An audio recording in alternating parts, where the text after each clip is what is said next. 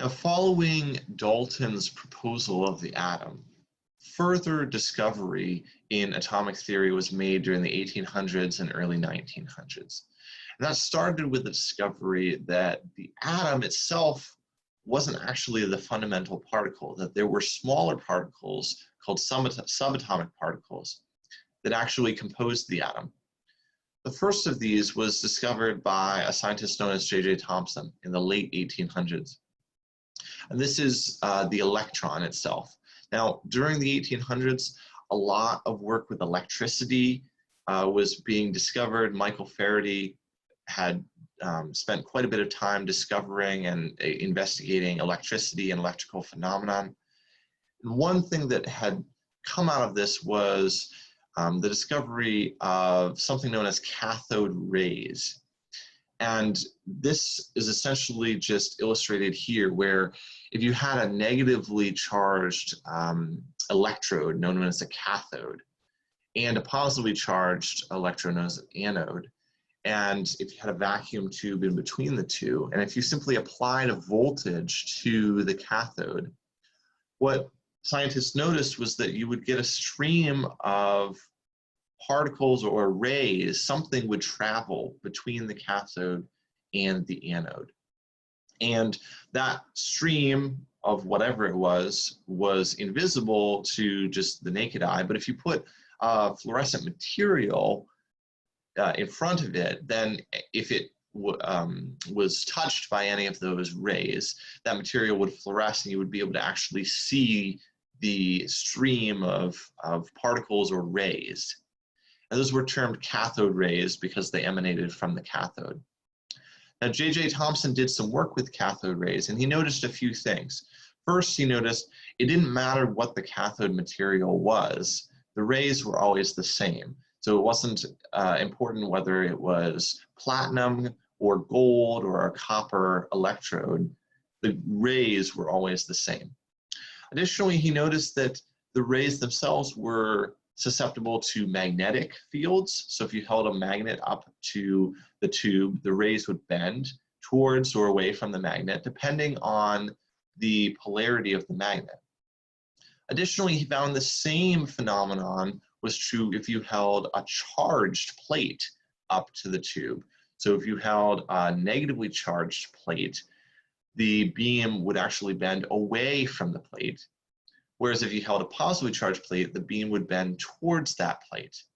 And as a result, he deduced that the stream of cathode rays must actually be a stream of negatively charged particles, which he termed electrons.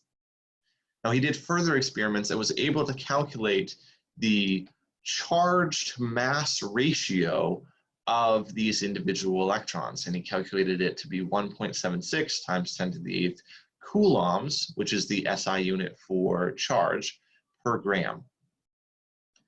Now, at this point, there wasn't really a lot of ideas for what the atom itself would look like with these subatomic particles. And so Thomson proposed a model known as the Plum pudding model.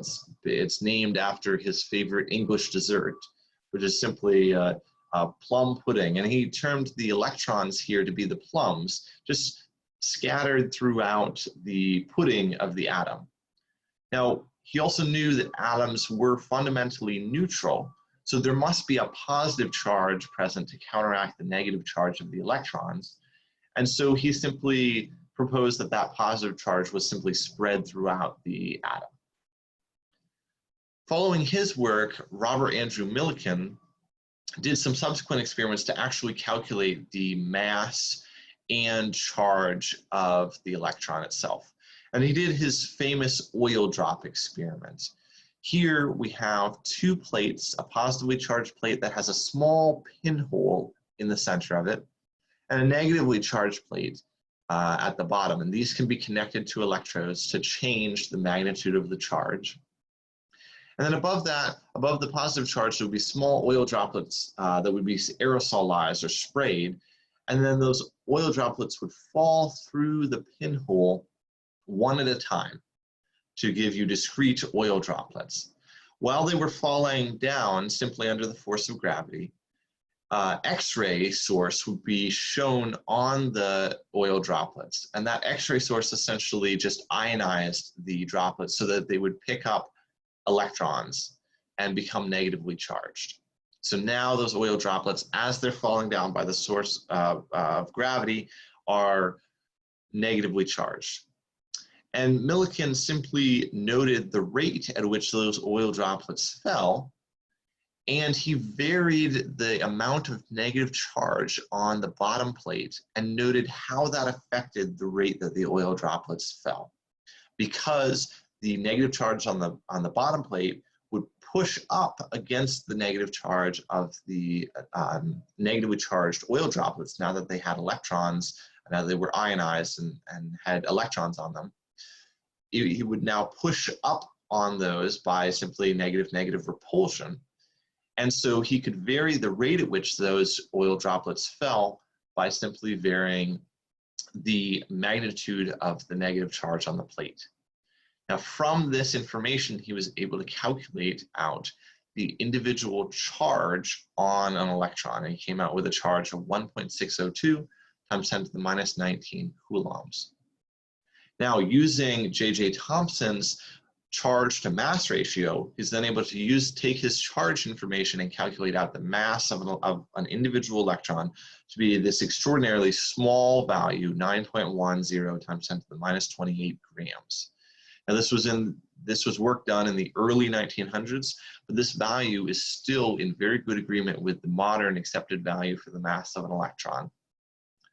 And Millikan received the Nobel Prize in 1923 for this work. So that explains the mass and charge of the electron, but returning briefly to the model of the atom, J.J. Thomson's plum pudding model didn't last very long. And that's because in the early 1900s, Ernest Rutherford was doing some experiments with radioactivity. And we can talk about radioactivity in a later chapter.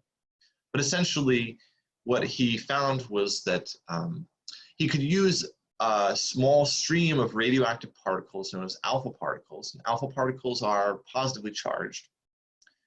And if he's shown that stream of alpha particles onto an extremely thin gold foil, and then placed a fluorescent film around the outside simply to catch and detect those alpha particles once they traveled through the gold foil, then he made some very interesting observations from this. So if the atom was simply a plum pudding that had even amounts of positive charge distributed throughout it, and if electrons are extraordinarily small, as determined by Millikan, then you wouldn't expect the positively charged particles to be deflected at all, or at least noticeably at all, by the negatively charged electrons, simply because of how small the negatively charged electrons are. So there wouldn't be much deflection of the particles based off of that. And if the atom itself, if the positive charge of the atom was simply evenly distributed throughout, you would expect essentially no deflection of those positively charged particles as they traveled through. And what he noticed is that most of the particles did travel straight through with no deflection. And if that was the only particles that had been observed, that would have been in agreement with the plum pudding model. But that wasn't the only particles that were observed. What he noticed is that some of the particles were deflected as they traveled through. And additionally, they weren't just deflected slightly. Some of them were deflected at extremely large angles, even back away to greater than 90-degree angles. And this was not in agreement with the plum pudding model. You certainly would not expect this type of deflection.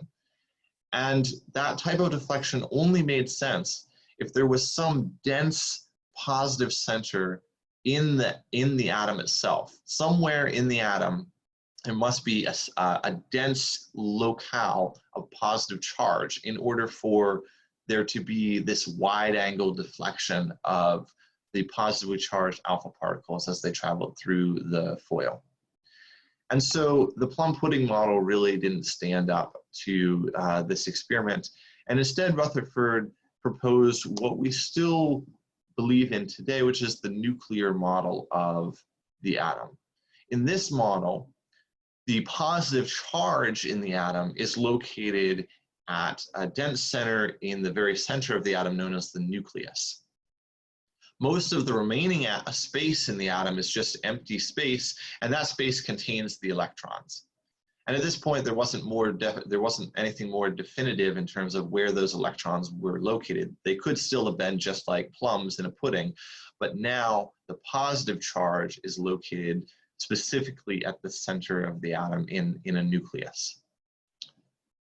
Following Rutherford's discovery of the proton, which is what he called this particle with positive charge that counteracts the negative charge of the electron to make sure that the atom is neutral, subsequent experiments showed that this didn't account for everything present. There was still something missing in terms of a particle or mass of the atom. And that is where the neutron came in. So James Chadwick discovered the neutron in the early later in kind of the mid 1920s, 1930s. And he discovered that particle in 1932, which is simply a non-charged or neutral subatomic particle. Now, the mass of the proton, neutron, and electron were all measured in addition to the charges. And it was determined that the mass of the proton and neutron were very similar. These are reported here in atomic mass units, where one atomic mass unit is 1.66054 times 10 to the negative 24th grams. So essentially an extraordinarily small amount of grams. But the mass of the proton and neutron were found to be very similar, whereas the mass of the electron is now extraordinarily small compared to the mass of the proton and neutron. The charges on the proton and the electron are exactly opposite, so that the atom is perfectly neutral as long as it has an equal number of protons and electrons. And then there was additionally this neutral particle known as the neutron. So from this, a more complete picture of the atom was formulated, where the nucleus contains the protons and the neutrons, and then the external volume of the atom was composed of the electrons. To put all of this in perspective in terms of a historical timeline, we can kind of look back all the way to the early years in BC with Democritus's early proposal of atoms. Aristotle says no, and for the next 1,000 years or so, there's no real explanation of atoms as a fundamental particle. Then in the early 1800s, Dalton proposed his 4 postulates of atomic theory, and now a more complete picture was given to us by the work of Thomson, Millikan, Rutherford, and Chadwick as they discovered the subatomic particles of the electron, proton, and neutron, and calculated their masses and charge.